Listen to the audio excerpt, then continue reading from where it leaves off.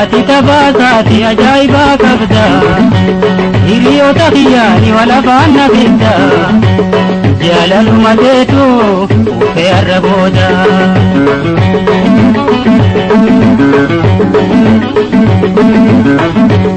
ati tabasati ajaiba kabda hiriyo takhiyani wala fanna bidda jalal madetu ufe arraboda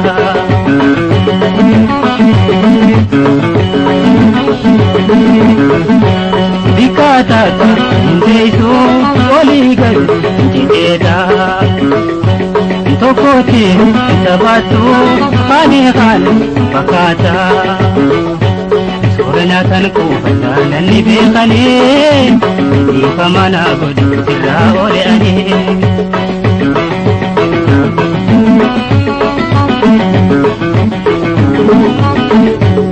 ati tabasati ajaiba kabda hiriyo takhiyani wala fanna bidda jalalu matetu ufe arraboda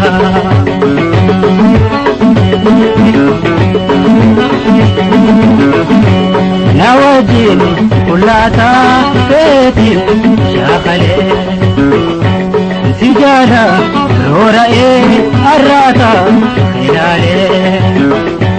Kalani hapur ni atina gote yala ditiyati arrabu darumte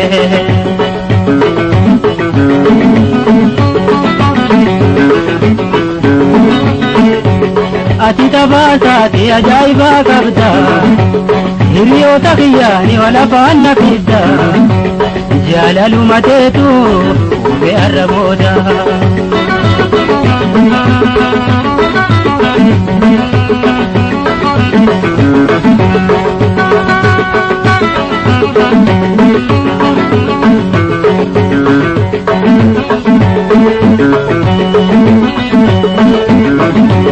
Durgafa jalalati tenate araya Sumani dadate halkani iguya Okahe mela karidini bola Mani godaga nalake tujalla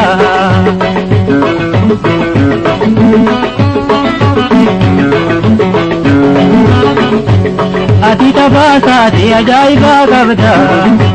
hiriyo takhiyani wala fanna bidda jalalu matetu ufe arraboda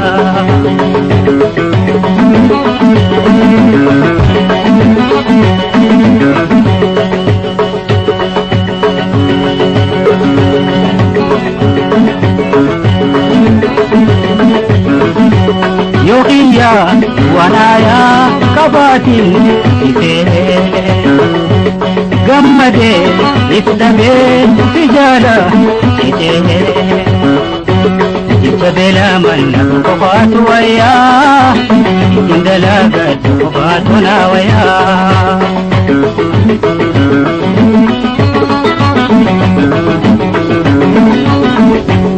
ati tabasati ajaiba kabda hiriyo takhiyani wala fanna bidda jalalu matetu ufe arraboda ati tabasati ajaiba kabda hiriyo takhiyani wala fanna bidda jalalu matetu ufe arraboda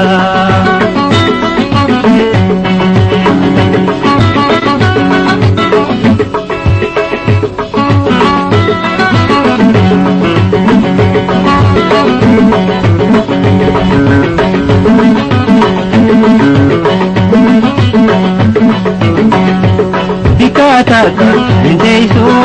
oligal jideda Tokoti tabatu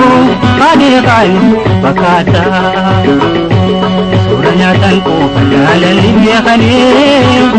Ifamana godu sirra ole ani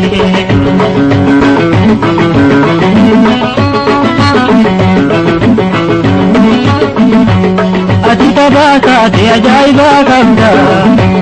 hiriyota kiyyaani wal afaanna beekta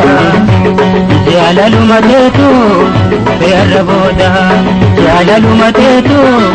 beerra booda jaalaluma teetu